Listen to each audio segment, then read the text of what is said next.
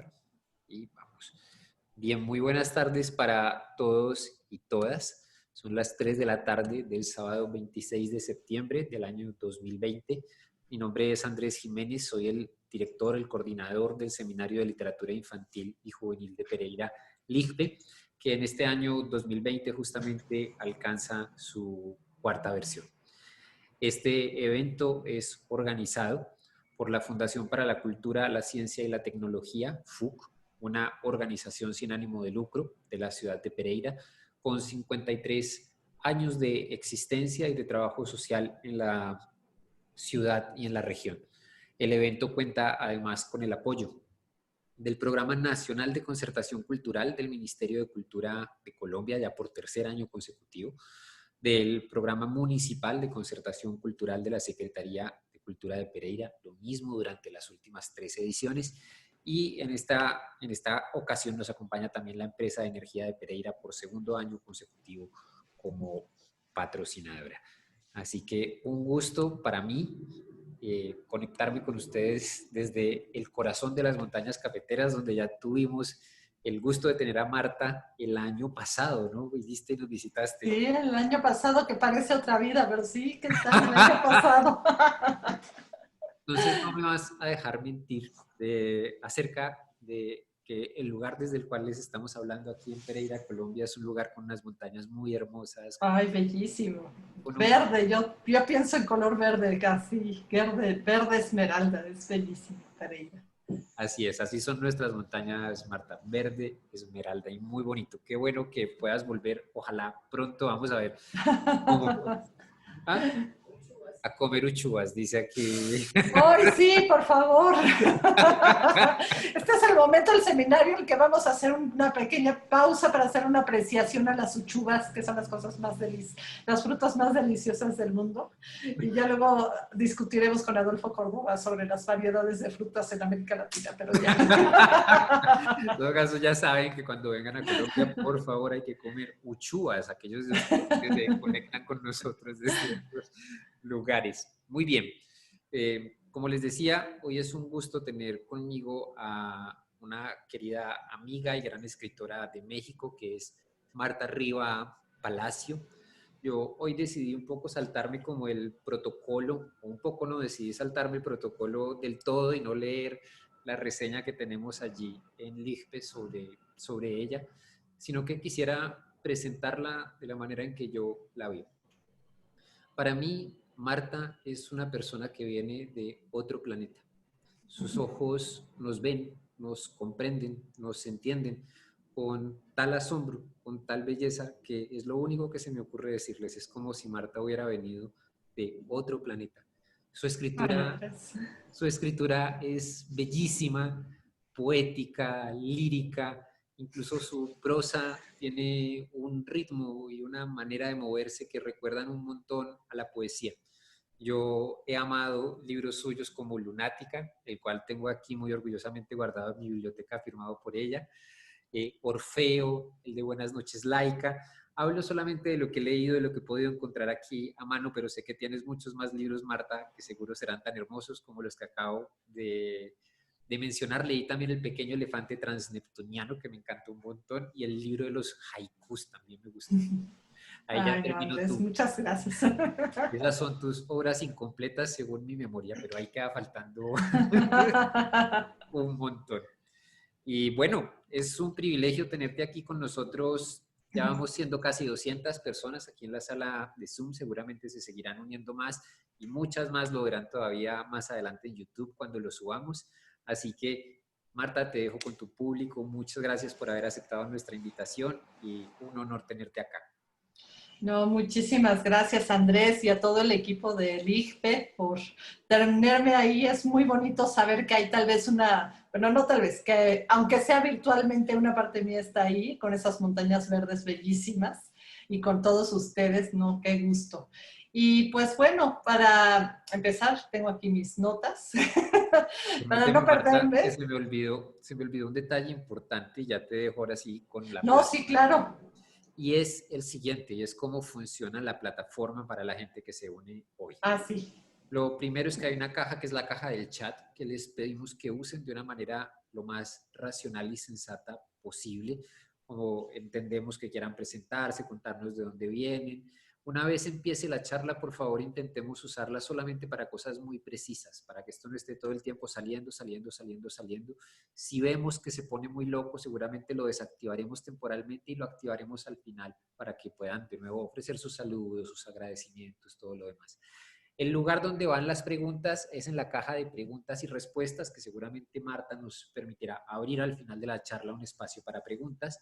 Y allí en preguntas y respuestas ustedes pueden ir poniendo en cualquier momento sus preguntas y tendrán la oportunidad de votar por las preguntas que más les gusten. Así ustedes pueden revisar la lista de preguntas, ver si alguien más ya hizo una pregunta que incluye la suya o que hace parte de la suya y votar por ella para que vaya hacia arriba en la lista.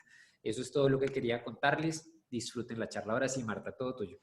No, muchísimas gracias, Andrés. Y pues bueno, aquí ando ya. Y sí, les quería, antes de ya empezar con la charla tal cual, sí quería comentar que para mí es muy importante justo esta parte del encuentro, de la conversación, de las, justo, ¿no? De las preguntas y de los comentarios, y que para mí fue muy importante el momento de estar ya preparando el material y lo que les quería compartir hoy, pues sí, justo, ¿no? Dejar tiempo suficiente para que también podamos tener esta conversación que a mí me parece que se está volviendo como una cuestión muy importante, ¿no? De reflexionar juntas y juntos, de ir pensando sobre todo lo que es la literatura infantil y juvenil, que es un universo gigantesco desde lo que hacer de cada quien y poder tener estos puntos y momentos de intercambio. Y bueno, dicho eso, ya entro a la charla tal cual. Tengo aquí mis notas porque, como verán, más adelante tiendo a pensar yo en formas de telaraña. Entonces, para no perderme tanto y poder navegar todas y todos juntos, pues empiezo ya, ¿no? Y como a modo de introducción, yo les quería compartir que muchas cosas que yo ya he platicado en otros espacios, pero que me parece importante seguir como enfatizando, y vuelvo una y otra vez a esto, y es que la literatura infantil y juvenil no es neutra. Es un campo donde distintas ideologías pugnan por imponer una visión sobre las infancias, así en plural, adolescencias, y justo, ¿no? Imponer su visión sobre las infancias y las adolescencias y cómo deben de ser gestionados. Esta es una palabra que creo que es importante aquí poner, que sí, se trata de cómo gestionar los cuerpos, las mentes de niñas, niños y jóvenes. Ya sea de forma consciente o inconsciente, nos alimentamos y nos alineamos a favor de ciertos discursos y desechamos otros. Como decía Hannah Arendt, todo lo que hacemos es político, todo. Narramos desde un horizonte, somos relatos situados. Siempre vamos a tener puntos ciegos. Siempre va a haber, siempre va a ser, vaya, pues siempre vamos a dejar a alguien fuera. Aunque no lo queramos, siempre vamos a excluir algo. Y no hay forma ni manera de abarcar todo por completo, lo cual está bien, es parte de ser humano, ¿no? El problema es cuando insistimos que existe un relato único, totalizador, omnipotente, capaz de representar toda la gama de experiencias humanas y no humanas. Ese único relato que quiere imponerse y hablar por todos sin escuchar. La belleza, la libertad, yo creo, y aquí luego voy a volver a Walter Benjamin, que también lo menciona de alguna forma, está en los fragmentos, en esta renuncia a querer abarcarlo todo, ¿no? Está en estas intersecciones, líneas de vida, palabras, corporalidades, experiencias que se cruzan a lo largo del espacio-tiempo. Al fin de cuentas, yo cada vez pienso, y lo hemos dicho en muchos espacios, que la historia del lenguaje, y yo diría que también, por lo tanto, me atrevo a decir, la historia de la literatura, sin etiquetas ni adjetivos, es también la historia de una escucha y de diferentes formas de escuchar. O no escuchar, también, ¿no? La historia de la literatura infantil y juvenil, en este caso, contiene también vacíos y borraduras, las voces, historias que han sido silenciadas, esas notas que se han perdido al margen. la historia de la literatura infantil y juvenil, creo yo, es un pasar lista entre líneas de quienes no llegaron, de quienes gritan pero que no escuchamos. Y sí, esto incluye, que me parece muy importante, porque hablamos muchas veces de las ideas, ¿no? Y de estas personas y estas voces perdidas, y pensamos mucho desde la perspectiva, ¿no? De autoras o autores, o, ¿no? Desde la creación, pero esto incluye también las posibles comunidades lectoras. Esto es muy importante subrayarlo. Y sí, ¿no? En México, en mi país, por ejemplo, la historia de la literatura infantil y juvenil, creo yo, se entrelaza con las más de 73,000, más o menos 73,000, más de 73,000 personas desaparecidas. Las madres rastreadoras, las fosas clandestinas, los 43 normalistas de Ayotzinapa, sí también, y los 10 feminicidios o más, incluso, que están sucediendo diariamente. Nuestra voz carga con esas ausencias. Y sí tengo, y lo he dicho yo en otras presentaciones y lo vuelvo a decir ahora, por ejemplo, mi chica loba de Lunática aúlla por ella, pero también por quienes yacen bajo tierra. Reafirmar la vida, el goce, es una forma de resistencia.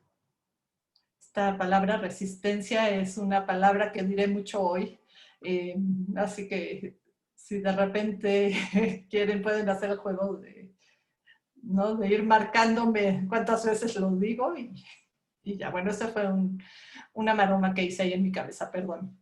Pero bueno, la cosa es que podemos ampliar todavía aún más nuestra perspectiva y comprender que también la literatura infantil y juvenil se entrelaza con esto que podríamos llamar los relatos del antropoceno, ¿no? El antropoceno, que es como esta era geológica que empieza oficialmente, ¿no? Esta era en la cual los humanos nos volvemos esta fuerza geológica y que empieza oficialmente a partir de la bomba atómica, ¿no?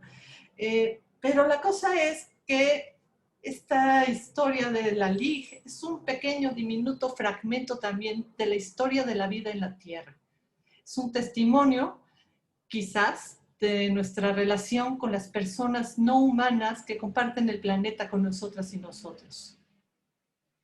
Y bueno, ustedes dirán, esta charla que se trata de imaginación y mundos posibles y por qué estoy empezando, ¿no? Por aquí de esta perspectiva que uno podría decir realista, ¿no? Por decirle de algún modo. Y si lo hago así es porque es para enfatizar que la imaginación lo es todo. Ayer, en un encuentro que está sucediendo aquí también digital, que se llama Mexicona, hablábamos sobre una mesa de utopías y distopías. Yo mencionaba que desde una perspectiva tal vez reduccionista, muy esquemática, podríamos decir que tanto las utopías como las distopías plantean futuros posibles a partir de las distintas formas en las que concebimos el cuerpo, al otro, el planeta, es decir, puede ser planeta, naturaleza, es intercambiable, y su relación con el poder. El poder precisamente que busca justo cuestionar, no cuestionar, ese es lapsus, perdón, el poder que busca justo gestionar nuestro cuerpo, nuestra mente y las imaginaciones. Como sabemos bien, en América Latina, la utopía de algunos puede ser la distopía de muchos. Solange, una autora de Ecuador, ella decía, ¿no? En América Latina nuestra historia nos ha hecho justo pasar cíclicamente por varios fines del mundo y varios comienzos, ¿no? Y sí, nos ha tocado ver estas utopías que se transforman en distopías y ojalá pasara viceversa, ¿no? El problema no es que el totalitarismo o el fascismo o el necrocapitalismo conciban una idea de futuro o no. Al fin de cuentas se conciben atemporales, infinitos. El problema es que su idea de futuro resulta insostenible para la vida en este planeta. Y pues en este año de pandemia, en el cual proliferan discursos sobre viejas y nuevas normalidades, lo cual a mí me parece bastante delicado porque al fin de cuentas hablamos de la imaginación, pero al hablar del tema de la realidad nos damos cuenta que históricamente se ha concebido como real ciertos aspectos nada más de la experiencia humana y se ha dejado de fuera toda una gama de experiencias y distintas formas de habitar el cuerpo. Empezando por el caso de las mujeres, ¿no? De que lo vemos muchas veces en la historia de la literatura y del canon, que dicen, no, es que esto no es verosímil. Y resulta que dicen que no es verosímil porque no encaja con este esquema patriarcal, vertical, ¿no? Que deja de fuera todo lo que no sea él, ¿no? Es todo un tema eso. Pero bueno, volviendo a esto, en este año de pandemia, también nos ha tocado ver y vivir, ¿no? Yo creo que a todos nos ha tocado estar en eso, que ha habido todo un énfasis en el tema del cuerpo y que nos ha llevado a pensar en el cuerpo, no solo como a nivel individual, sino como este cuerpo colectivo. Un discurso que está viendo ahí es esta importancia del cuidado del otro, ¿no? De que es concebir que somos parte de este sistema y que cuidarme a mí significa cuidar a alguien más. Y está viendo todo este resurgimiento de imaginar precisamente mundos posibles en los que desarrollemos distintas tecnologías del cuidado. Y en este sentido aquí hago un pequeño paréntesis para recomendarles una autora que se llama Alejandra M. Vázquez. Ella tiene un libro que se llama Su cuerpo dejarán. Si lo buscan así en las redes lo encuentran. Igual si no, al final comparto la liga, que está haciendo todo una... Yo ya digo que es toda una escuela de pensamientos en torno a lo doméstico, a la imaginación, a las escrituras y al cuidado y muchas cosas que les recomiendo que es importante, ¿no? Y que va muy de la mano, ¿no? Con todo esto que estamos hablando de la literatura infantil y juvenil. Bueno,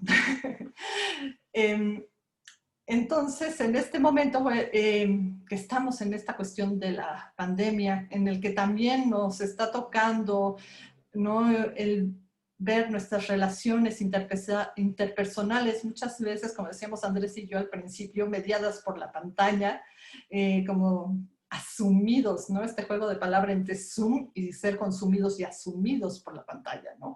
Pues sí es importante, yo creo que es un momento de reflexionar sobre nuestras ideas, sobre el futuro, la imaginación y sí la esperanza. En este punto de quiebre, y aquí es como muy a título personal, yo sí estoy como autora en una crisis que creo que es importante reconocerlas y tenerlas, de realmente preguntarnos cómo es que vamos a narrar a partir de ahora las infancias y las adolescencias, así en plural, porque hay que darnos cuenta de que hay una gran variedad de infancias y adolescencias, ¿no? De que esta figura de la niña o el niño o el adolescente o el joven realmente solo abarca a veces solo un pequeño segmento de toda la diversidad, de toda la multiplicidad de experiencias que hay en este planeta, ¿no? Y pues eso, ¿no? Es preguntarnos desde dónde y cómo deseamos seguir narrando, ¿no? Y compartiendo historias.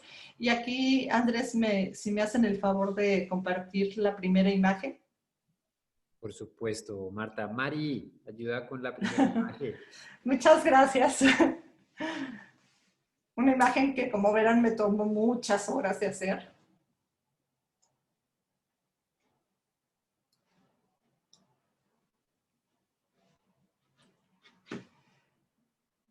Y justo eso, ¿no? Perdón. Cosas que solo pueden pasar cuando uno está en una, en una charla a distancia que la computadora enloquece, pero ya volví. Bueno, justo, ¿no? Cuando me invitaron a participar en este seminario del IGPE, que además me dio muchísimo gusto volver a estar aquí con ustedes y platicar de tantas cosas, inmediatamente pensé que justo de lo que yo quería hablar era sobre mundos posibles, imaginación y misterio. Pero si soy sincera, conforme he profundizado en el tema, el título de mi charla se fue así como mutando, desplegando hasta transformarse. Y aquí me comparten la segunda imagen, por favor. En eso.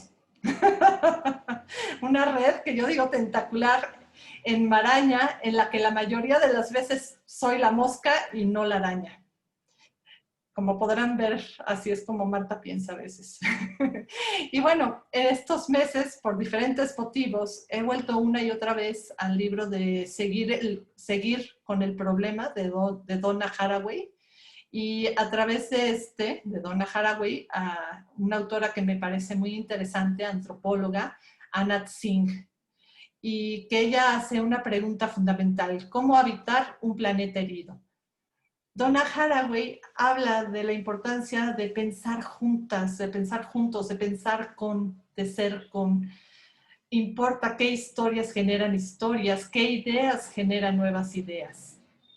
Y esta charla en esta charla yo busco hacer justo eso, un ejercicio de especulación, de exploración conjunta. Es un ejercicio de imaginación definitivamente, y como sucede siempre que una busca encontrar ideas, nuevas ideas, hay una etapa en la que expresamos estos pensamientos nuevos de forma imperfecta. Pero es necesario seguir pensando, ajustando, imaginando, como pasa cuando adquirimos un nuevo lenguaje, una nueva forma de concebirnos en el mundo.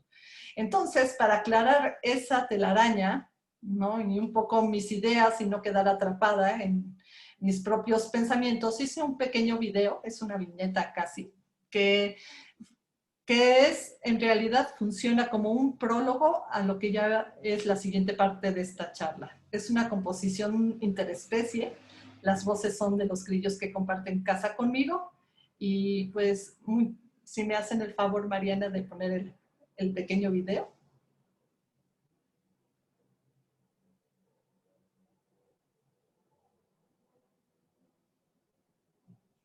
Mari, ¿lo tienes ahí o lo pongo yo desde aquí? Pero estoy intentándolo, pero ya. Bueno. No, muchas gracias.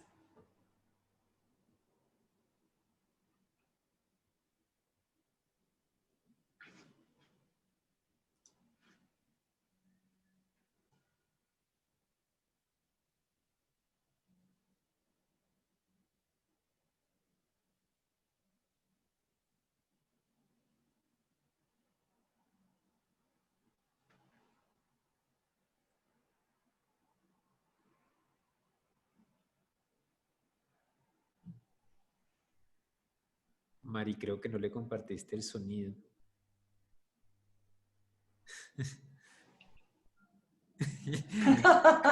Ahí voy. Ya lo pongo de nuevo.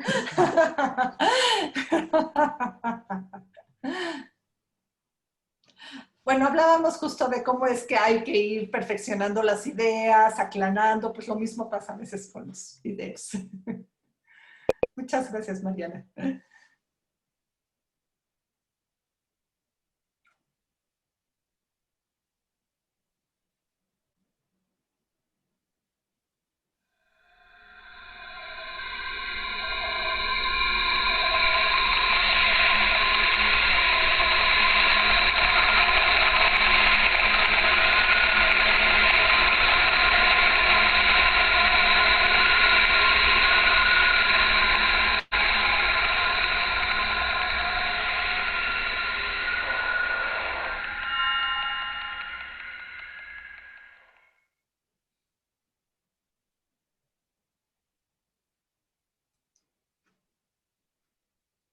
Muchas gracias.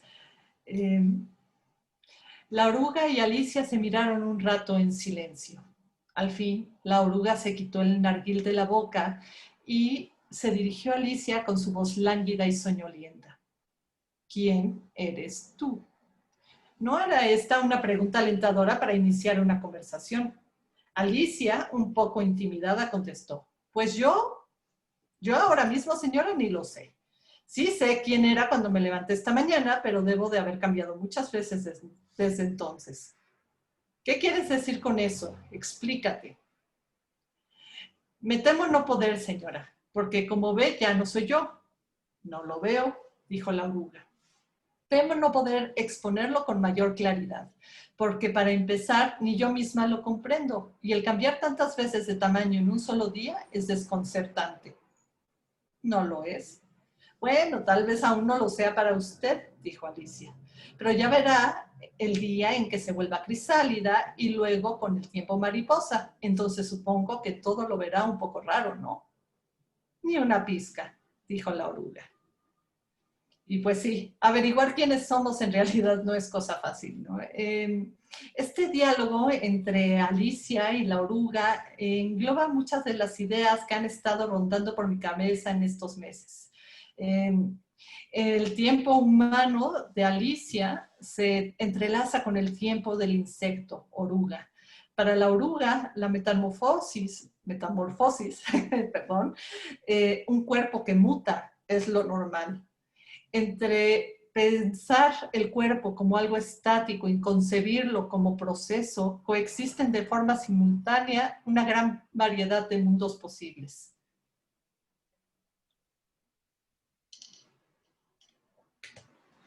La realidad es, y esto lo decía ayer también, la realidad es como un líquen. Al principio parece un solo organismo, pero conforme nos vamos acercando, comprendemos que los líquenes están formados en realidad por más de un solo individuo, en los cuales además alga y hongo son solo la punta del iceberg. De hecho, han descubierto que sí está el alga y el hongo que forman el líquen, pero que además hay una multiplicidad de distintos microorganismos ahí formando, ¿no?, esto que llamamos líquen, ¿no? Y la realidad no sucede algo igual. La realidad realmente, pensamos la realidad y pensamos primero que es un bloque, pero esto que estamos nombrando en realidad lo estamos nombrando desde un universo y desde un horizonte dado.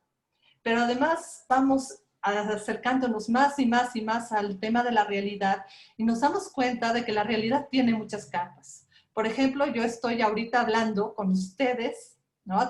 De hecho, ya podríamos, si nos ponemos muy exquisitos, pensar que está también este desfase de tiempo que nos da la conexión de internet. Pero bueno, yo estoy aquí con ustedes en este momento presente, pero traigo a cuestas todo el pasado, todas estas experiencias que me han llevado a hablar de lo que estoy hablando hoy. Pero estoy hablando con ustedes y también una parte mía está con lo que estoy imaginando de cómo están ustedes del otro lado de la pantalla, por ejemplo.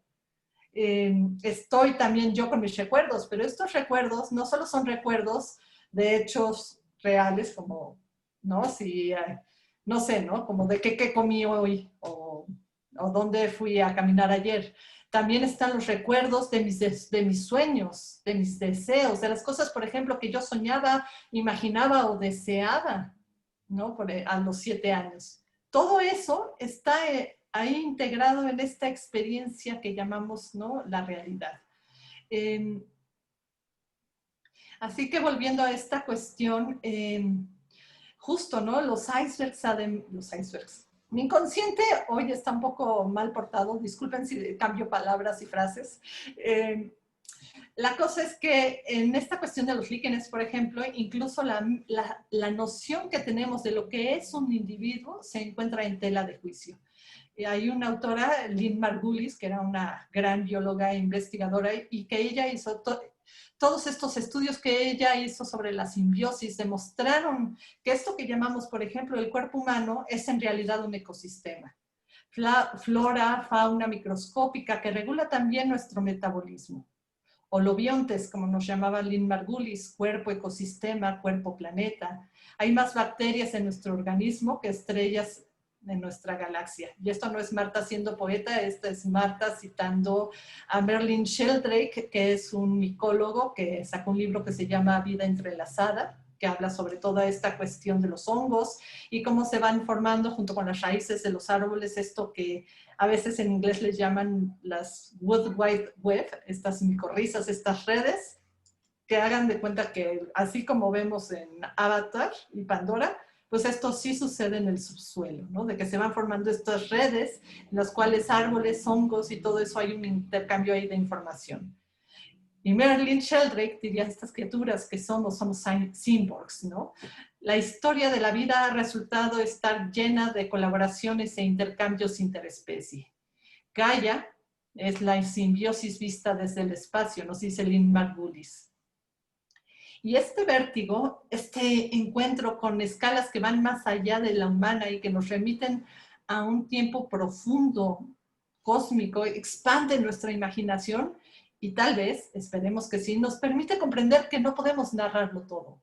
Ser parte, que lo que buscamos y que es necesario es ser parte de un coro de voces y no la voz principal. Todas las historias importan, todas las voces importan. Y la cosa es que, volviendo a esta cuestión de la vida, seguimos preguntándonos qué es realmente la vida. Tenemos, como dice la doctora astrobióloga Antígona Segura, definiciones operativas que nos permiten un poco estudiar este fenómeno conocido como vida, pero seguimos sin saber exactamente qué es. El misterio, aquellas regiones del el misterio abarca estas regiones del macromicrocosmos que se encuentran más allá del lenguaje. Siempre va a haber algo que se escapa a la palabra. El misterio, nuestro cuerpo, el inconsciente, la memoria, vuelvo una vez más al cuerpo, ¿no? Donna Haraway menciona que seguir con el problema, y por problema ella habla un montón de cosas, como por ejemplo todo lo que está sucediendo con el antropoceno, nuestras extinciones masivas, la amenaza de acabar con gran parte de la vida en la Tierra y todo esto, implica generar parentescos raros. Nos necesitamos recíprocamente, en este caso igual oruga, humana, hongo, etcétera, en colaboraciones y combinaciones inesperadas en pilas de composta. Una serie de senderos entrelazados. Recuperar la riqueza de las líneas, vernos como sistemas abiertos, producidos de forma colectiva que incluyen lo desconocido, la incertidumbre y las ausencias como parte de la ecuación.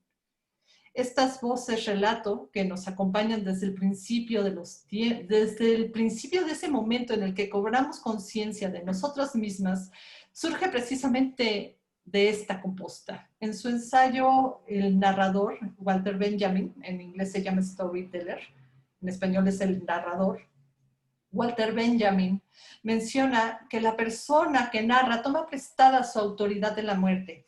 Esta frase para mí ha sido como un enigma, casi podría decir un Juan, al que vuelvo una y otra vez, y desde que lo leí hace 10 años lo sigo volviendo a leer y vuelvo una y otra vez. Y me he dado cuenta que esta frase plantea varias respuestas que son igualmente válidas. Pero la que más me hace sentido últimamente, especialmente este año, es que lo que da potencia a nuestra voz al momento de narrar es la ausencia. Esos vacíos que no solo forman parte de nosotras, sino que también transmitimos de una generación a otra. Hoy, de hecho, hablando de Walter Benjamin, se me hace muy simbólico hablar de Walter Benjamin. Hoy, justo hace 8 años, 80 años, Walter Benjamin se suicidó, ¿no? En Girona venía escapando justo del nazismo, pero su voz sigue aquí, ¿no?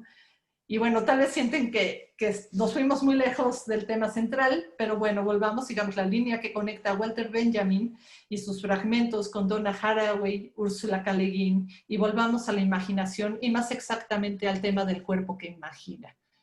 No hay imaginación sin cuerpo. Esto es algo que sigo procesando, que sigo pensando y que sigo buscando la mejor forma de enunciarla, ¿no? No hay imaginación sin cuerpo. Concebir mundos posibles es también poner el cuerpo. Como diríamos aquí en México, acuerparnos aquí, ¿no? Acuerpar, un neologismo que me encanta, ¿no? Anat Singh, en sus biologías ferales, tiene un escrito que se llama El hongo al final del mundo, o en el final del mundo, habla sobre concebir, buscar y encontrar vida entre ruinas. Esta autora menciona que el antropoceno se caracteriza por la pérdida de tiempos y lugares de refugio. Tiempos me parece una palabra fundamental, clave, porque nos remite justo a estos momentos, instantes intangibles, ¿no? Que no son cuantificables, pero que también son un refugio. Aquí vamos a encontrar a las historias. Estos tiempos y lugares de refugio, como dice Donna Haraway, nos permiten reconstituir diversos ensamblajes de especies que sostienen la reconfiguración de mundos en una rica diversidad cultural y biológica. Pero algo que a mí me gusta mucho de Donna Haraway y Anat Singh es que por un lado están hablando sí de esta necesidad de recuperar, ¿no?, entre este mundo entre ruinas, por decirlo así, buscar la vida y buscar lo que ha sobrevivido y la diversidad de las especies, pero también las dos dan un espacio y un peso muy importante al tema de la imaginación y de las historias. Entonces, a mí me gusta que podamos concebir navegar, ¿no?, a través de estas relaciones planetarias en las cuales se importa, como dice Donna Haraway, qué historias estamos contando y qué historias vamos a contar, qué refugios queremos construir y desde dónde y cómo. Y pues como plantea también otra autora que es muy interesante, Annabelle Dufourc, perdón si no la pronunció muy bien, tiene un texto que se llama Una aproximación fenomenológica al imaginario de los animales. Y ella dice, aquí cito textual, el imaginario no solo nos da acceso a una forma de significado más arcaica, confusa o menos desarrollada o sofisticada que la que encontramos en un tipo de pensamiento racionalista o lógico. Es la única forma de reconocer y encontrar una subjetividad. Para Dufourc, el imaginario humano, por decirlo así, es una interfase que nos da acceso al imaginario de otros animales. Y bueno, podríamos decir otras especies incluso, ¿no? Hay quienes dicen que hay que incluir también a las plantas. La cosa es que la imaginación es la fuente de una nueva forma de conocimiento y la empatía es una forma de imaginación. En su libro Seguir con el problema, Donna Haraway habla de cómo Hannah Arendt habla en La banalidad del mal, de cómo Eichmann, ¿no?, y todo el sistema fascista era incapaz de pensar. Y Donna Haraway hace un análisis muy interesante en el cual llega a la conclusión de que no era capaz de pensar en otras posibilidades más allá de sí mismos, ¿no? Y entonces ahí es cuando nos vamos dando cuenta, ¿no?, de esta importancia de imaginar y la empatía y el podernos, ¿no?, tener justo este imaginario que nos va a abrir el espacio para otras subjetividades y por lo tanto corporalidades. Pensar, ¿no?, imaginar el cuerpo que imagina como un refugio.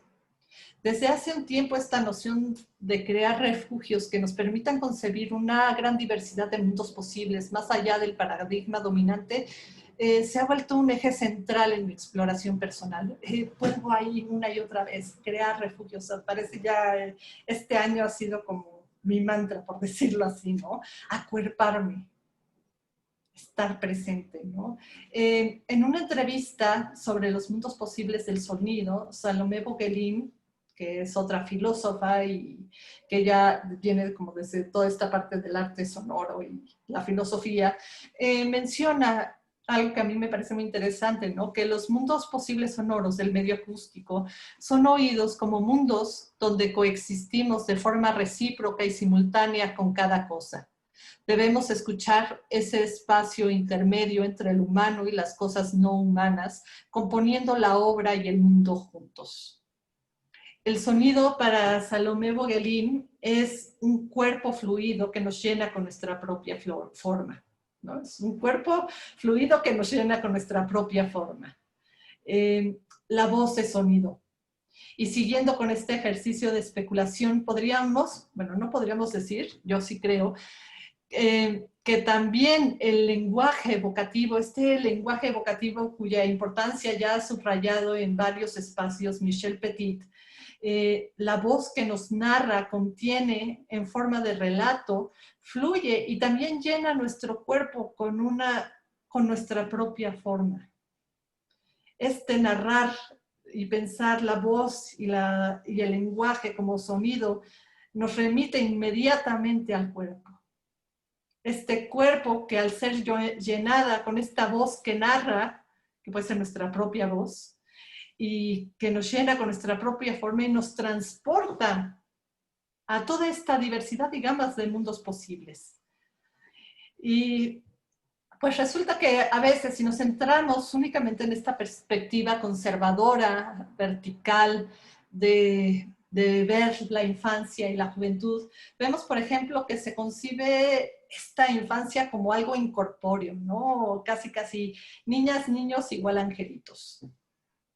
Están en el éter, ¿no? Sin cuerpo. Y aquí diría yo que es claro, ¿no? El poder tiene cooptados los cuerpos de niñas y niños y no permiten incluso muchas veces ni nombrarlos, ¿no? Hay todo este debate, ¿no? De por qué es importante, ¿no? De que los niños y las niñas tengan acceso, por ejemplo, a la educación sexual, ¿no? Que les permite precisamente reconocer y nombrar su cuerpo, porque ¿cómo puedes denunciar las violencias que se ejercen contra tu propio cuerpo si no puedes ni siquiera nombrarlo? Nombrarnos, ¿no? Pero bueno, si vamos más allá, ¿no? De esta visión, ¿no? Tan vertical, conservadora, hegemónica, vamos a encontrar que a lo largo de distintas épocas y lugares, sí ha habido, ¿no? En la literatura infantil y juvenil, diversas manifestaciones de este cuerpo que imagina, ¿no? Y una de sus expresiones que es lo abyecto, ¿no? Todo lo que tiene que ver con secreciones y todas estas cosas.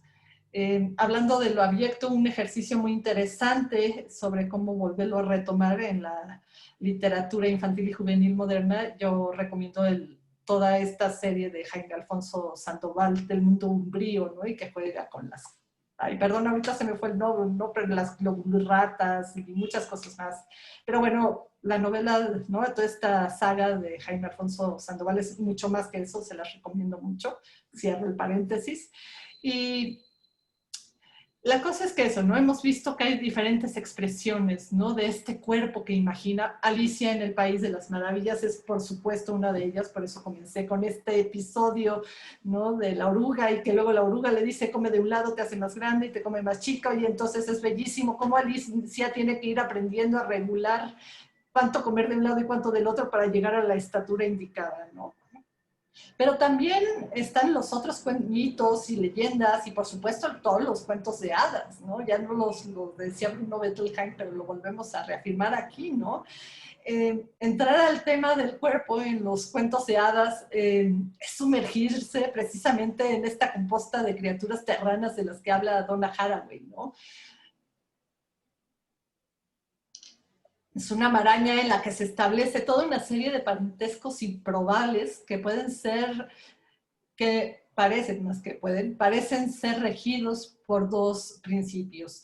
El primero es el principio de fluidez, en el cual las categorías, ¿no? Esta clasificación entre los diversos reinos vegetales, animales, minerales, transmutan, se transforman, ¿no? Encontramos árboles que hablan, humanos que vuelven a ser animales, etc., etc., ¿no? E incluso vemos que se desdibujan las fronteras entre la materia orgánica e inorgánica.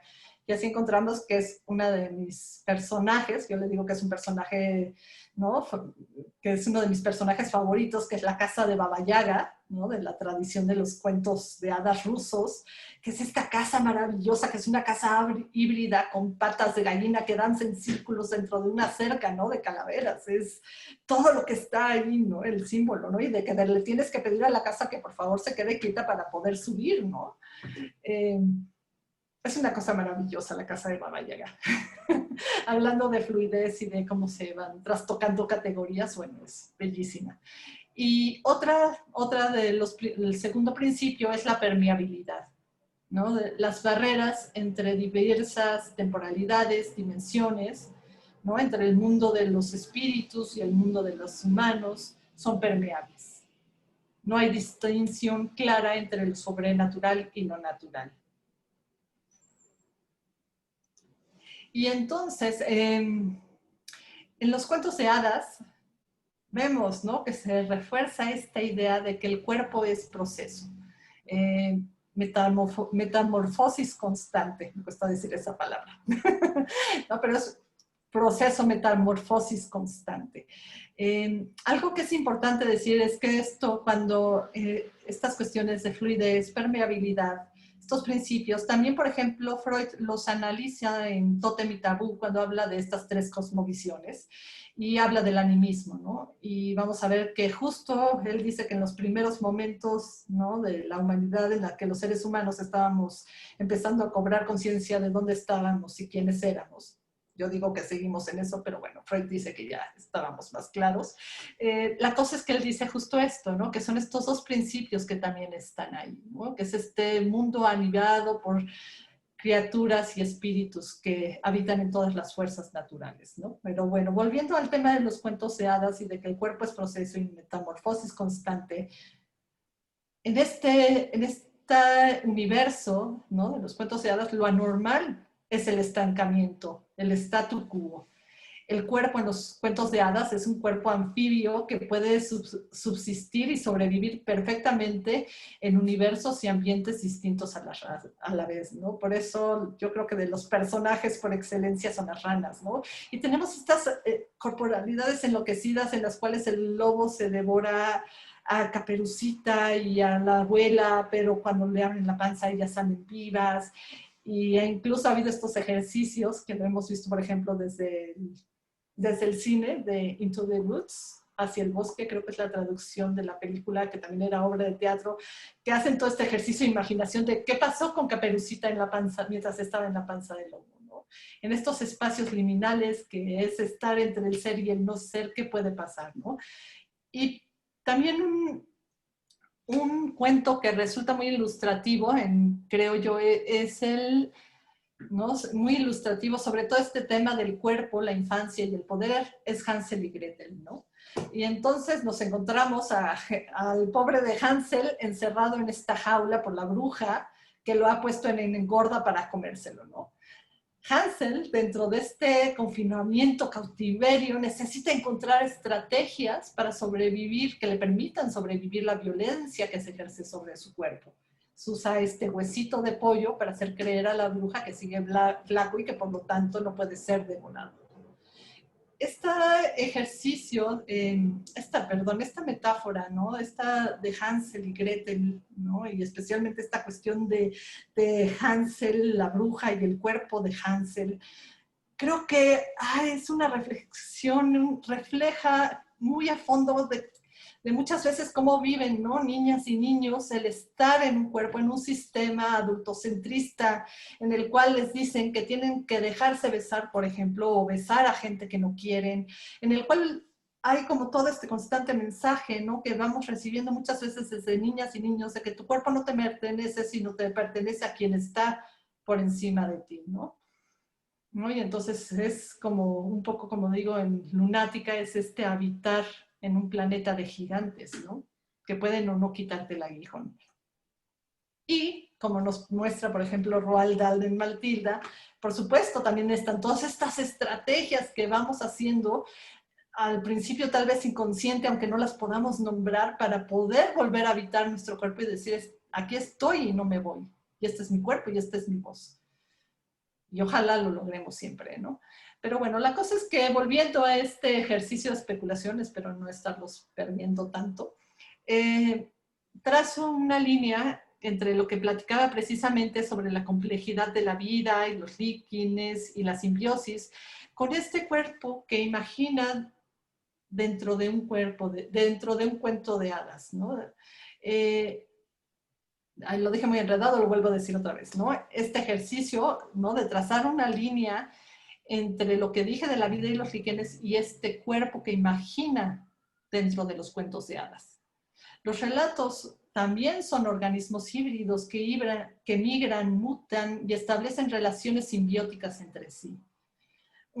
Y por supuesto, llego así a una de mis cambiaformas, en inglés les dicen shape shifters. Aquí nosotros tenemos muchas formas de decirlos. Aquí, por ejemplo, en México están los nahuales y muchas formas más. Pero bueno, una de mis cambiaformas favoritas de la literatura fantástica es Aulilla, de Verónica Murguía. Si no han leído el libro, se los recomiendo mucho, mucho, mucho. Es como de mis libros favoritos y de cabecera, ¿no? Aulilla, ¿no?, que es esta maga, sirena sabia, que vive en el Sahara de ¿no? En la Edad Media, ¿no? Que tiene un cuerpo que muta, que se transmuta, volviéndose refugio y fuente de conocimiento. Y les voy a compartir uno de mis pasajes favoritos de Aurilla. Las ranas del río le hablaron del agua y de los peces, de los oasis, de la red subterránea de ríos, que son las venas que pulsan bajo la piel de arena del desierto. Caminó por los riscos siguiendo al Milano, tratando de imitar con sus brazos los movimientos de sus alas. En cuclillas frente a él, graznaba hasta que se quedaba ronca. Aprendió a mover la mano derecha como si fuera un escorpión, curvando el índice, clavando la uña en la arena como Basra un aguijón. Su cuerpo era el instrumento para el entendimiento. Los ritos exigían que observara, que estudiara hasta fundirse con los animales a quienes daba órdenes. Y bueno, tomo tantita agua.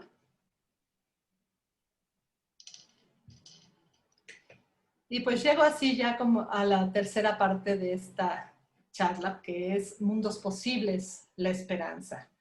Y seguir con el problema, como dice Donna Haraway, implica también no caer en el cinismo, pero tampoco en la negación. Implica hacer un ejercicio constante de imaginación, de reflexión, de especulación y sí, de narrativa colectiva que nos permita identificar, regenerar y crear estos espacios y tiempos de refugio. Imaginar es un acto político. Bueno, como todo, ¿no? Pero es un acto político. Hablar de mundos posibles que pueden existir simultáneamente más allá de un marco predeterminado de referencia es parte de la resistencia. El fascismo se alimenta y fortalece a partir de aquellas imaginaciones, cuerpos que tiene cooptados. La defensa de nuestros derechos y nuestras libertades no solo se da en un plano material, sino también imaginario. La literatura infantil y juvenil, por ejemplo, ha alimentado de forma consciente o inconsciente los mitos fundacionales de varios regímenes. Pero la imaginación es subversiva porque abre la puerta a distintas formas de ser y estar en el mundo que contradicen con bastante frecuencia, diría yo, estas verdades históricas únicas que nos imponen desde pequeñas o pequeños. La imaginación como forma de conocimiento es anárquica porque cuestiona y pone en entredicho las relaciones de poder. No es porque quiera ahí causar caos, ¿no? Es esta cuestión, ¿no? Es anárquica porque cuestiona y pone en entredicho las relaciones de poder. Hablar de mundos posibles es hablar también de esperanza. Y aquí, ojo, y es algo que hablamos mucho, hay un movimiento que se está definiendo como, por ejemplo, el hope punk, ¿no? El punk de la esperanza. Y dicen, es que en este momento es muy punk tener esperanza. Pero por esperanza, ojo, no nos referimos a este optimismo ciego. Todos, yo creo que nos ha tocado en algún momento ver en las redes este meme del perrito que está sentado en su comedor en medio de un incendio y dice, estoy bien. Bueno, a eso estamos hablando en optimismo ciego acrítico, ¿no? Pero en medio de toda esta desesperanza aprendida, de este discurso que dice que no es posible otro mundo, la esperanza surge precisamente como resistencia. Se dice que la literatura de la imaginación, y aquí hago un paréntesis, digo la literatura de imaginación, pero son muchos géneros, ¿no? Cada uno igual de importante, ¿no? Ciencia ficción, fantástica, horror, etc., etc., ¿no? Pero bueno, se dice que la literatura de la imaginación o la literatura especulativa es evasiva, ¿no? Que nos quiere ayudar a escapar de esta realidad monolítica definida muchas veces por señores europeos blancos hegemónicos, ya, bueno, de eso no hablo, ¿no? De esta realidad muchas veces definida por el poder, ¿no? Pero bueno, volviendo, se dice que es evasiva, ¿no? Pero cuando dicen esto, aquí yo cito este pasaje de El lenguaje de la noche de Ursula K. Le Guin, otra que voy a estar, siempre menciono, que dice algo fundamental, ¿no? Si valoramos, cito textual, si valoramos la autonomía de la mente y del espíritu, si somos partidarias de la libertad, entonces nuestro deber es escapar y llevar con nosotras tanta gente como podamos. O como diría Éowyn del Señor de los Anillos, a veces lo que más tememos es estar en una jaula y aceptarla por costumbre y por edad, ¿no? Poner el cuerpo, imaginar, rendir testimonio. Mi refugio son también todas esas voces que llaman, reclaman y sostienen, esas voces que han narrado y siguen narrando. Para cerrar esta parte ya de la charla y abrir ya la conversación, que creo que es lo más disfrutable, me gustaría compartir un pequeño pasaje sonoro inspirado en fragmentos de un cuento titulado Soñarán en el jardín, de Gabriela Damián. Este cuento, que ganó un premio que es como de los premios principales de la ciencia ficción a nivel internacional, ahora se llama Otherwise, antes era el Tip Tree Award. Bueno, Gaby ganó este premio con este cuento.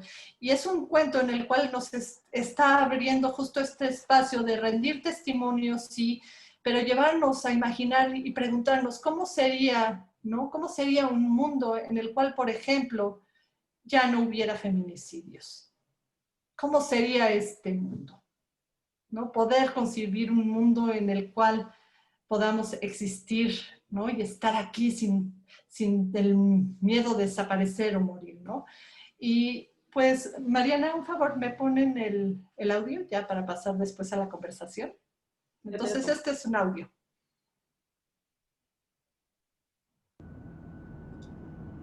Los naranjos estarán cargados de frutos, y sus flores llenarán el aire húmedo del jardín oeste. Las siluetas brillarán con destellos nacarados que maravillarán a los visitantes.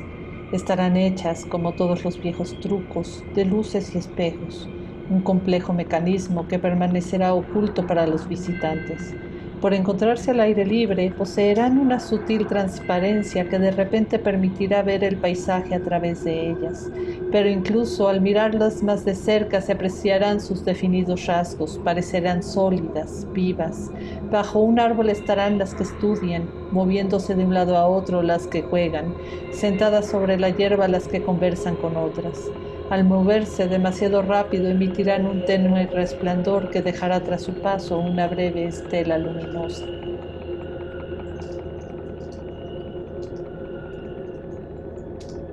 A las 6 de la tarde el sol comenzará a ocultarse en el jardín oeste. Las visitas tendrán que irse justo antes de que llegue la oscuridad, que embellecerá aún más a las siluetas. Sus luminosos colores resaltarán pulidos y claros frente al cielo nocturno. Las siluetas dormirán frente al mar, recostadas de lado, la boca entreabierta, las manos bajo el mentón o sobre el regazo. Durante el día ellas serán próceres, siluetas, recuerdos, dirán que están muertas, pero las noches serán suyas.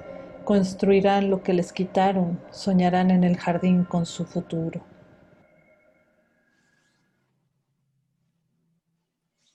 Y bueno, pues eso sería un poco, ¿no? De lo que he estado justo reflexionando y de lo que pienso y asocio cuando hablamos precisamente de mundos posibles, imaginación, misterio, ¿no? Y pues ahora, pues creo que lo más rico y sabroso es conversar. Bien, Marta, te voy a ir entonces trasladando las preguntas que la gente ha ido poniendo acá. Quiero darte muchas gracias por tu hermosa ponencia. Acá la gente también te ha ido dejando su agradecimiento. No, muchas gracias. Y sobre todo siento que abres una pregunta que todos los que estamos en la LIG nos estamos de algún modo haciendo en este momento, y es cómo escribir para esas infancias y adolescencias que están ahorita, pero también para las que vienen. Y es una pregunta, me parece supremamente clave, que yo mismo me estaba haciendo un montón, así que muchas gracias por tocarlo en tu ponencia. No, muchas gracias, Andrés. Y sí, yo creo que es algo que estamos mucho, ¿no? Y todas las experiencias, todo lo que estamos viendo, ¿no? Últimamente es justo eso, ¿no? Sigue siendo una pregunta de trabajo, ¿no? Yo siento que, por ejemplo, en mi caso estoy muy lejos todavía de tener una respuesta, ¿no? Pero sí hay que seguirlo y pensándolo, ¿no? Así en colectivo. Así es, Marta. Mira, justo ahí hablando del colectivo, la primera pregunta que tenemos para ti es de Nuria Rodríguez. Y su pregunta es, ¿cómo desarrollar la imaginación en la LIG con el casi imperativo de la corrección política en el arte y la literatura? Uy. Es que yo creo que nos toca replantearnos muchas cosas. Es estar en un ejercicio constante de reflexión, ¿no? Porque hay que ver qué es corrección, yo incluso pondría primero en tela de juicio y decir qué entendemos cuando hablamos de corrección política, porque puede ser que muchas personas entienden cosas diferentes. Hay gente que dice que corrección política es aquello que impide que lleguen discursos racistas o misóginos o violentos, que al fin de cuentas muchas veces han sido los discursos y los relatos dominantes, ¿no? Y que han silenciado tantas voces. Es muy difícil, ¿no? Yo creo que estamos, por eso les decía que cada vez siento más evidente esta sensación de que la literatura infantil y juvenil es este campo fluido en el cual convergen y se encuentran y colisionan muchas fuerzas y visiones de la infancia y todo, ¿no? Y al fin de cuentas, yo creo, ya esta es Marta Riva Palacio diciéndolo, no es opinión académica ni nada. Yo creo que al fin de cuentas implica tomar una decisión personal. ¿Qué discursos son con los que yo me identifico? ¿Qué voces son las que yo quiero dar espacio y quiero voltear a mirar cuando estoy narrando, ¿no? ¿Desde dónde y cómo quiero narrar? ¿Desde dónde y cómo quiero alentar y abrir estos mundos posibles y explorar la imaginación? Y pues ahí ya cada quien decide, ¿no? No, creo que estamos en un momento en el cual a veces no, pues es difícil, ¿no? De estar encontrando esta fórmula, esta respuesta absoluta, totalizadora que puede funcionar para cada quien, ¿no? Y gracias a Dios no la hay. Bueno, ahora sí me salió muy como la abuela, ¿no? Pero qué bueno que no la hay, porque justo lo vemos en la historia de la literatura infantil y juvenil, que yo creo que muchas autoras, autores se han hecho esta misma pregunta y estas obras increíbles, tan diversas, que nos han llegado y nos siguen llegando, son sus respuestas a esta pregunta. ¿Cómo hablarlo en tiempos, por ejemplo, bueno, ¿no? Deja tú, bueno, la corrección política, cómo poder crear cuentos de hadas sin terminar en la hoguera, por ejemplo, ¿no? Digo, ese fue marcado con un poco de humor negro, ¿no? Pero sí, yo creo que es seguir explorando y al fin de cuentas llega un momento en el que desde lo que hagamos incluso, ¿no? Como mediadores y mediadoras de lecturas, los libros que elegimos y acercamos es una forma en que vamos articulando un discurso sobre lo que concebimos que es la literatura infantil y juvenil, ¿no? Entonces llega un momento en el cual nos toca decidir desde dónde y cómo lo vamos a hacer y siendo conscientes de, bueno, todos los obstáculos que esa postura implica, ¿no? Marta, justamente hablando allí como de los libros y de dónde como que nos afiliamos y dónde vibramos con un tipo de pensamiento, Araceli Gorordo te pregunta por los libros y autores que has estado recomendando, si de pronto pudieras como recuperar un poco y hacer las recomendaciones como de todo esto que estuviste mencionando, creo que muchas personas te agradecerían. Ah, claro que sí. De hecho, si los pongo en el chat, ¿se ven? Sí, se ven Ah, bien. si quieren, para que los tengan así más, se los anoto. Si lo único que tienes que fijarte es que diga para todos los panelistas y participantes, no solo para todos los... Entonces, no, perdónenme, entonces había puesto una respuesta allá arriba que no vieron, perdón. Empiezo. Pero bueno, si quieren, voy anotando, empezando por la liga donde pueden leer el cuento de Gaby Damián. Perfecto. Para que las tengan. Por acá me preguntan que si vamos a subir la grabación al Facebook. Voy a ir respondiendo esto mientras tú pones el enlace. Esta no va al Facebook, pero seguramente irá a YouTube en algún momento y estará por lo menos durante algún tiempo disponible. Ay, bueno, se me fue. Ahí está la liga de este.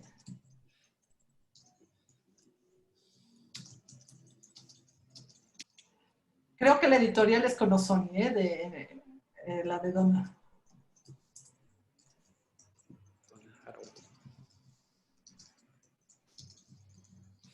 De paso, mientras Marta va poniendo los enlaces, les invito a que se suscriban, a que se registren para la última charla del IGPE. Ya después de Marta solamente nos queda la charla de cierre, que es el sábado 10 de octubre, 3 de la tarde, hora de Colombia, 2 de la, hora 2 de la tarde, hora de Centroamérica. Son Perdón, las se me fue. 5 de la tarde, hora de Argentina y Brasil, quizás sean las 4 de Chile, en fin. El caso es que allí Mariana seguramente les pondrá el enlace para que puedan registrarse y participen de esta conferencia de cierre donde ya vamos a estar despidiendo a este LIGPE de este año.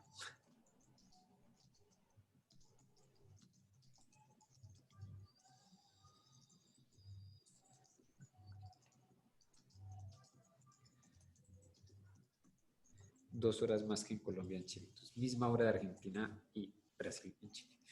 Déjame, nada más tengo duda de un ausento. Dime. Bueno, y aquí está el link, la liga para el enlace para la conferencia de cierre del IGPE.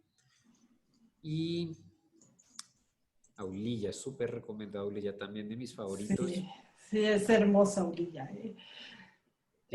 Híjole. Y aquí en Colombia no se consigue Aulilla. Y lo único que yo había podido leer de Verónica era Loba. Y ya cuando la invité al IGPE de este año, ella es una persona espectacular, cálida, hermosa. Ay, sí. A comunicarse conmigo por correo y me mandó libros y entre esos me mandó Aulilla y me encantó, pero locamente. Ay, oigan, esta cosa de hacer conferencias y poder poner las ligas directamente, pienso que eso sí me gusta, ¿eh? Confieso que eso es muy divertido, de poder poner la información en tiempo real. Marta, muchas gracias por allí, por los enlaces, por los datos. Voy a plantearte la siguiente pregunta, que en este caso es Sí, claro. de Karina Echevarría. Ella te pregunta, dice, ¿podría ser que en realidad la imaginación y el misterio no necesitan crear nuevos mundos, sino lograr una mirada única y original de nuestro mundo y de su realidad, como sucede con los líquenes? Esa es me gusta. Sí, justo creo, es que eso es lo que pasa, ¿no? De que, como les decía, esta charla fue justo este ejercicio de especulación, de decir, miren, esto es lo que a mí me fascina, esto es lo que he estado pensando e imaginando. Y es que a mí me ha sucedido mucho eso. Parte de mi exploración, por ejemplo, ahora tiene que ver justo como cómo se traslapan, ¿no? El lenguaje científico con el lenguaje poético y la imaginación con la fantasía y toda esta cuestión de información, ¿no? Científica, por ejemplo, como lo de los líquenes, porque precisamente a veces nos damos cuenta de que tenemos un relato sobre cómo es el mundo, ¿no? Y conforme vamos investigando y vamos cambiando de paradigma, por ejemplo, los líquenes, nos vamos dando cuenta de que de repente habitamos en un mundo diferente en el cual de pronto nos están diciendo de que eso, ¿no? Que los líquenes en realidad son una multitud, pero que a la vez son uno, pero que también nuestro propio cuerpo se ve como un ecosistema, ¿no? Entonces, concebir y pensar el cuerpo como un ecosistema va ampliando nuestro panorama, ¿no? Y ahí es cuando muchos autores, por ejemplo, Robert McFarlane es otro que él habla de eso, tiene un libro muy interesante que se llama Bajo Tierra, que hace como todo este análisis sobre el subterráneo y el imaginario, aquí se los pongo. Él habla justo de eso, ¿no? De cómo de repente enfrentarnos a estas distintas escalas y a esta concepción del tiempo profundo, precisamente expande nuestra imaginación, ¿no? Y nos damos cuenta que estos mundos posibles existen ya en este mundo, ¿no? Ay, muchísimas gracias, Andrea. No, muchas gracias. Te voy a ir planteando la siguiente pregunta, si te parece. Sí, claro. Muy bien, la siguiente pregunta te la hace Ana María Hurtado. Antes de leerla, muchas gracias por todo el amor que nos va llegando acá vía el chat también para nosotros en LIGPE. Ha sido Ha sido un gusto y un honor, pero todavía no se acaba, todavía nos queda la charla de María Teresa. Ana María, Ay, sí. esa imposibilidad de empatizar, la entiendes, creo, como falta de capacidad imaginativa. La falta de imaginación y empatía no se configura como una psicopatía, como una alienación distorsionadora de las realidades más profundas de nuestra humanidad. Sí. Y por cierto, les va a tocar un trocito sonoro de México porque está llegando el vendedor de mangos y de frutas. Y pues, bueno, ahí les va a tocar. Es la hora. Perdón. Sí, esa es la cuestión, ¿no? De que desde una perspectiva clínica se habla precisamente de estas personalidades sociopáticas, ¿no? Y estos regímenes sociopáticos incapaces, ¿no? De reconocer que existe un otro y de empatizar, ¿no? Con estas otras personas. ¿Alguien quiere mangos, aguacates? También hay higos hoy. Así nos vamos enterando de las frutas de estación. Pero bueno, la cosa es eso, ¿no? De que sí hay una patología, ¿no? Y que tiene que ver con todo esto que, por ejemplo, desde el lacaniano se habla del goce y todo eso, ¿no?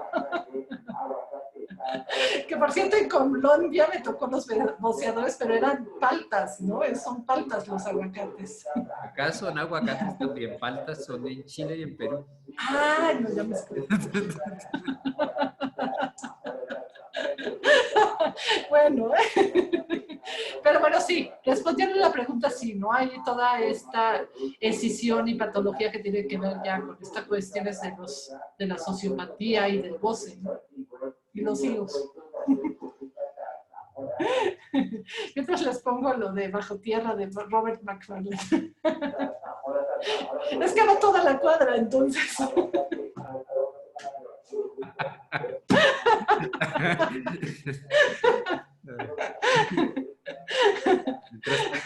Mientras tanto, tú les pones lo de Robert McFarlane, Marta, yo aprovecho para invitarles también a que nos ayuden diligenciando una encuesta. Aquellos de ustedes que no la hayan diligenciado todavía, Mariana les va a poner el enlace aquí en el chat. Es una encuesta que les va a tomar 5 minutos llenar y que para nosotros es de gran ayuda para soportar como toda la gestión que se hace durante el año y también para recibir su retroalimentación. De nuevo, esto, como dice Marta, tiene que ser una conversación y es fundamental que podamos escucharnos, que nosotros podamos recibir su voz, saber cómo se sintieron, saber cómo quieren que esto siga. Yo creo que todos ustedes se han apropiado del IGPE de una manera hermosa y queremos que así siga siendo. Así que por favor déjennos saber un poco de lo que han sentido.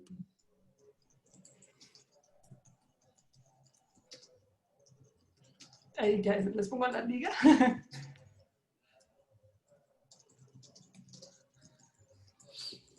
Aquí estoy respondiendo a lo que me preguntaban sobre dónde se puede escuchar el paisaje sonoro inspirado en Soñar en el Jardín. Fue parte de un podcast, de un programa radial en el que he estado colaborando con la Fundación Círculo Abierto y el Ministerio de Barranquilla de Educación. Y pues bueno, ya les puse la liga donde pueden escuchar los podcasts. Sale en el episodio sobre frecuencia Júpiter. Y ya se fue, ahora sí, el vendedor. Hablando de diferentes temporalidades y mundos te voy a posibles. plantear la siguiente pregunta que tenemos acá, Marta, que es de Gabriela Mijangos, y ella te dice: ¿la imaginación sería entonces una defensa contra la docilización de los cuerpos de la que habla Foucault? ¿Se trata entonces de una resistencia contra las estrategias del poder? Pues sí, ¿no? Yo creo que es como Marta, el tema de hoy fue Marta está obsesionada con los líquenes, ¿no? Pero igual podemos decir, ¿no? Conforme vas desmenuzando y analizando más a fondo el tema de la imaginación, vas encontrando muchas aristas y puntos que hace falta definir, ¿no? Porque sí, en primera instancia yo digo que la imaginación, por eso digo que es subversiva, ¿no? Porque nos permite precisamente concebir que hay formas de ser y estar en el mundo distintas a aquellas que nos vienen desde el discurso del poder, ¿no? Y la imaginación en ese sentido sí es también evasiva, ¿no? Porque al fin de cuentas también hay esta cuestión, hay una cita que atribuyen que dijo la reina Isabel, primera, en la época que estaba todo este pleito entre los protestantes y católicos, que había como toda una sección de su corte que la quería así presionar a que siguiera con estas persecuciones religiosas tremendas. Y ella se desligó, dicen, que dijo, ¿saben qué? Yo no tengo una ventana a las almas de mis súbditos, ¿no? Y justo esta cuestión de la imaginación es a veces... la resiliencia tiene que ver ahí, ¿no? En esta cuestión de que tal vez no podemos cambiar lo que estamos viviendo, pero sí podemos cambiar la forma en la cual lo estamos interpretando, ¿no? O estas cosas y estas posibilidades que estamos concibiendo, ¿no? Imaginando en el momento. Pero ahí es donde viene lo de las aristas que de repente habría como que analizar un poquito más, porque uno dice, no, es que no es, por ejemplo, ¿no? El poder y estas cuestiones totalitarias rechazan la imaginación. No, toman también en cuenta la imaginación y nos están diciendo también, parte del discurso es qué es lo que tú debes de imaginar en este momento, cómo te debes de imaginar y cómo debes de imaginar el futuro, ¿no? Por eso decía que el problema más veces es que más bien la idea que nos están vendiendo de lo que es el futuro es insostenible ya, ¿no? Entonces es como un tema, yo creo que gigantesco, que da como para varios seminarios, ¿no? Pero volviendo al tema, yo creo que sí, ¿no? Que sí va por ahí, ¿no? Que es una forma de darle a veces la vuelta al poder. Ah, sí, y pongo también lo que me decían de Lynn Margulis, ¿no? Claro que sí, Marta. Adelante. Bueno, ella tiene varios libros y textos, entonces se las pongo así. Tiene uno que se llama tal cual así, Simbiosis, ¿no? Lynn Margulis, entrando a la gustada sección de los chismes de las celebridades, fue la primera esposa de Carl Sagan. Ya luego se divorciaron, pero siguieron siendo amigos, de hecho, tuvieron 2 hijos, y Lynn Margulis escribió un libro con uno de sus hijos y se lo dedicaron precisamente a Carl Sagan. Bien, Marta, te voy a plantear la siguiente pregunta que tengo acá en la lista, que siento que tiene como sentido en el contexto de lo que hemos venido hablando, y te la hace Ana María Hurtado. Ella te dice, ¿cuál es el lugar del lenguaje poético en la literatura para los niños? Uy, es que está totalmente entrelazado, ¿no? Porque, vaya, pues el lenguaje poético lo vamos a encontrar, híjole, casi yo creo que no podría subsistir la LIG sin el lenguaje poético, ¿no? Es como fundamental. Lo vamos a encontrar a veces, porque muchas veces se dice, no, es que no se está publicando tanta poesía como tal para niños, ¿no? Que sí es cierto y que sí es un problema y que hace falta abrir más espacio a la poesía, no solo para niñas y niños, sino para jóvenes. Pero, por ejemplo, a veces encontramos exploraciones poéticas como la prosa poética en lugares que no esperamos, como es el libro álbum, que a veces manejan mucho esta cuestión de estos textos poéticos, ¿no? El lenguaje poético está ahí porque es la metáfora y somos seres metafóricos, ¿no? Y precisamente este narrar, ¿no? Como decía de Walter Benjamin, que toma la autoridad de la muerte, que es poder narrar la realidad y el mundo y estas subjetividades con también estos vacíos y ausencias, necesitamos precisamente el lenguaje poético, porque es la metáfora lo que nos va a permitir abarcar incluso estos aspectos que de otra forma no encontramos cómo nombrar, ¿no? Bien, Marta, y quisiera plantearte ya la última pregunta como para que cerremos con esta. Es de Soledad Mauro. Ella te pregunta, ¿cómo lograr el equilibrio entre no subestimar a los lectores de LIG y también tener en cuenta ese cuidado especial que requiere la infancia, considerando que no es igual que escribir para los adultos? Esa es una muy buena pregunta, ¿no? Porque uno podría, y que lo hablamos mucho, de hecho les recomiendo, yo creo que ya creo que él ha estado también, bueno, coincidimos en unas charlas, Adolfo Córdoba tiene su blog de Linternas y Bosques, en serio se los recomiendo mucho porque está él precisamente, acaba de sacar una publicación muy importante, por ejemplo, cómo vamos a hablar de crímenes de Estado a los niños, ¿no? Está haciendo como una exploración de muchos temas a fondo, ¿no? Entonces se los recomiendo mucho. Linternas y Bosques, de Adolfo Córdoba. Y yo creo que sí, es cierto, ¿no? De que en primera instancia podemos decir, se puede hablar de los niños, ¿no? Los niños, las niñas viven en el mismo mundo que nosotros, se ven enfrentadas a las mismas situaciones, les podemos hablar de todo, ¿no? Esa es como la primera instancia. Sí, pero como dice Susan Lebeau, hay que tener como este análisis hasta dónde queremos llegar como narradoras, como narradores. Por ejemplo, y ahí coincido con Susan Lebeau, una de las cuestiones es la esperanza, ¿no? Yo saber que si voy a hablar de temas como hago en Buenas noches, Laika, que hablo del tema del suicidio, necesito hablarlo, o Frecuencia Júpiter, que estoy hablando de feminicidio, que lo quiero hablar desde una perspectiva en la que deje espacio para que haya esperanza, ¿no?